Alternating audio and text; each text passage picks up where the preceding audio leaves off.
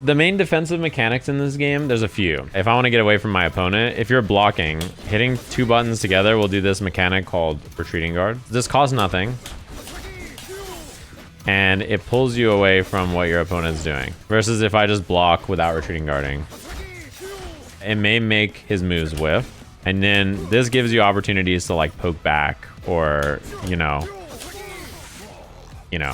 use your own assist or your movement to escape, right? The weakness of retreating guard is that it loses to lows. The other way to escape pressure generally is push blocking. Push blocking is just like when you're blocking, you do forward plus your assist. You don't need to hit forward. I've always done forward. Oh, it works on back? It only works when you have your assist cooldown up. And the nice thing about this is after you push block, it's like a 6-second cooldown. You can like do something and then tag, and then now your other character can come play the game. The other thing is a lot of people will use assists to extend their pressure. So if I push block Echo, notice that Echo goes back here. Whereas if I push block Yasuo, Yasuo gets pushed away from me. You want to figure out, depending on the string, which one you want to push block. But if I push block Yasuo here, then he doesn't even get to get started. But this is also where retreating guard's really useful, because like by escape, you know, see how much space I got? If I push block or if I retreating guard, oftentimes I will create gaps, you know? Whereas like if I just block without using any defensive mechanics, this is all like, you know, it's connecting with me. Whereas if I retreating guard, like, you see that? Now I'm hitting them both instead. His pressure went from looking like, look at how nasty this looks. Like this is, I'm fucked, right? Like this looks so bad. Whereas if I push block, like right here, you know, like there's all this space between the characters. I can like jump out. They can chase it a bit, but it's not easy. Is there a way to punish if someone push blocks a lot? Push block cooldown is usually longer than your assist cooldown. So the answer is you like let them push block you like this, and then afterwards you see how his, look at that assist is back already. Mine's not. One thing about this game I realized I didn't talk too much about is burst. Burst is like insanely cheap in this game for a bunch of reasons. One of the biggest ones is that when I hit with a burst, you notice I am plus 37, it says up there. Like she does this string and I just get hit, right?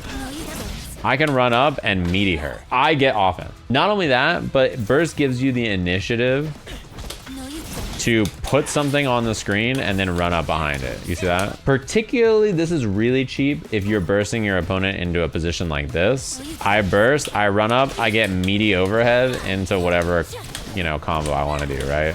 And you don't have wake up attack or anything like that, so you're just stuck. You build your burst gauge back whenever you do limit strike combos. So you can see how my burst is low right now. Anytime I do a limit strike, I will build back some burst gauge. Limit strike is when you do 2 of any of the reactions, like the combo reactions in the game, in one combo. If I do 2 ground bounces in one combo, I get a limit strike, right? And it ends the combo. This move wall bounces. She bounces off the wall. So this echo combo here, okay, I just do this. Then I do a wall bounce, that's a limit strike. So ending with limit strikes is really powerful. If you're not gonna kill someone, you almost always want a limit strike in your combo, because basically like, why would you not take free super meter and free burst gauge, right? Like it's pretty nice to get both of these resources for free. The other defensive mechanics in this game are parry and throw. Throws are really important because a lot of characters can combo off their throws in this game. So like if Echo has a clone out, he can just combo off this, which is really powerful, right? So he just like gets a bunch of damage for free. For Ahri as an example, she can't combo off her throw by herself, but she could just call an assist,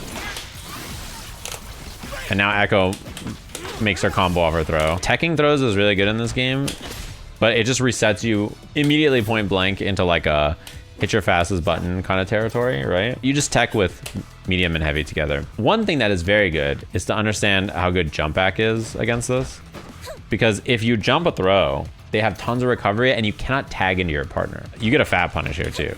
You get a counter hit. The other thing is this game has tons of stuff you can parry. There's probably things in this game you didn't even know is like not a true string that you can parry. I'll give you an example of one. This looks like a perfectly normal string, and then it keeps him safe. The super makes him safe, right? So he slides across the screen. He gets all this free chip, yada, yada, yada, right?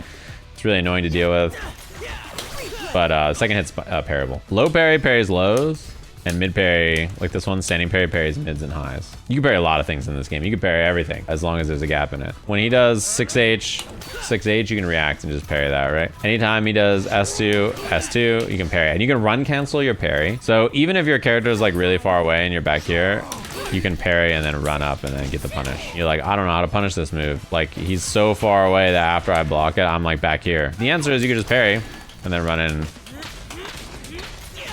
You know, and you can also dash parry, which is very useful to know as well, because a lot of times you'll want to like parry something like this, but standing completely still and parrying like that's kind of hard. You have like a sliding momentum when you do it. See that? Somebody asked, yo, I'm fighting Blitzcrank. I'm in the corner and he just command grabs me over and over and I can't jump out. I don't understand what's going on. Like, this is happening to you and you're like, dude, I'm holding up the whole time. This game fucking sucks, man. If you back roll or forward roll in this game, your character is throwable. So if you're holding back on wake up, your character does, you know, turns white and then rolls away like that. That is throwable. It's punishable by throw. It works with regular throw as well. See how it says punish in the bottom left? So if you're just holding back, you cannot escape this. So all you do is just don't hold back. Just when you get grabbed or you get knocked down, just don't hold any direction. And that's it. That's kind of dumb. Well, let's extrapolate. Why are rolls throwable? The reason rolls are throwable is that if they were not throwable, then every time I knock someone down, they just roll through me like this. And then I couldn't chase them and I couldn't punish them. Also, one of the only ways to get hard knockdown in the game is by forward throwing people. So rolls are throw punishable. So if someone rolls, you get a hard knockdown with front throw, and then you can do a setup on them. If you don't roll, your character has throw invincibility and you have access to your wake up attack, which is pretty strong. Whereas if you roll, then you lose your wake up attack option and you lose throw invuln. So in the middle of the screen, rolling is pretty good because, as an example, this exact Blitzcrank sequence, back roll in the middle of the screen is excellent because I can't get there. Whereas roll here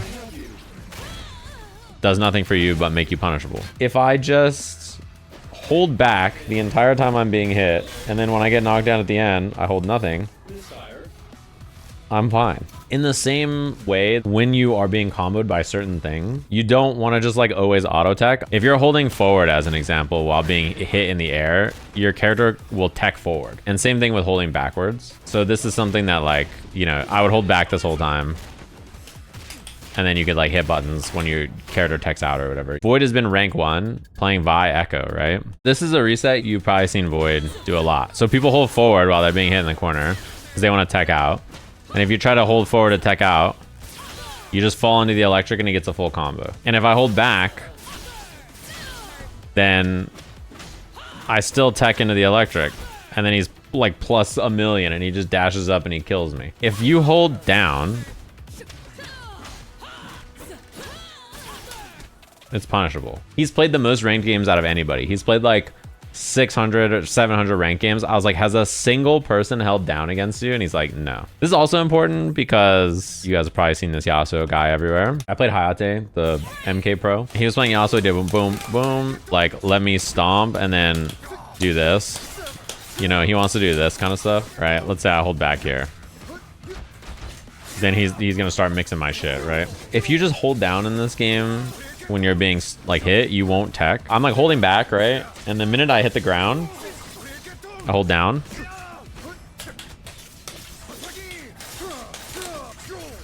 I'm out of there. He could try to trap your forward tech as well. This is the most common reset that people go for. If you forward tech, then yeah, you just get stuck. That's fine though, you're out of the corner. You think so? I think forward tech is the one that's easiest to chase. First of all, I have to switch block this, right? I have to tech forward and then it's hard to switch block it because it depends on which timing he hits stance M, which side it's gonna hit you. And then afterwards he does stance 2H on hit or block, he doesn't care.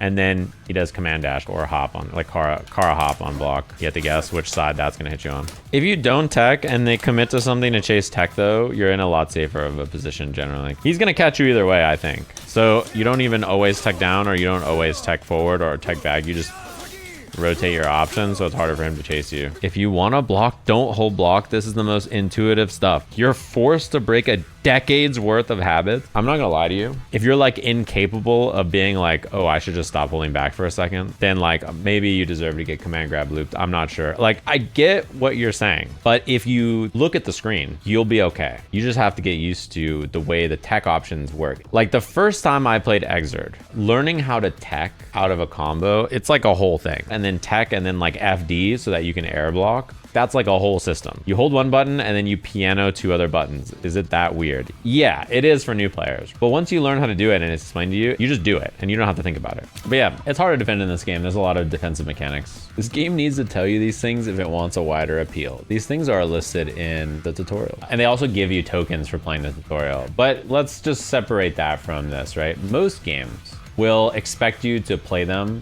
and will not give you all the information that you need to go and play it online, right? That's just how it is. Like, as an example, you could play the League of Legends tutorial and be like, awesome, I know how to play League of Legends now.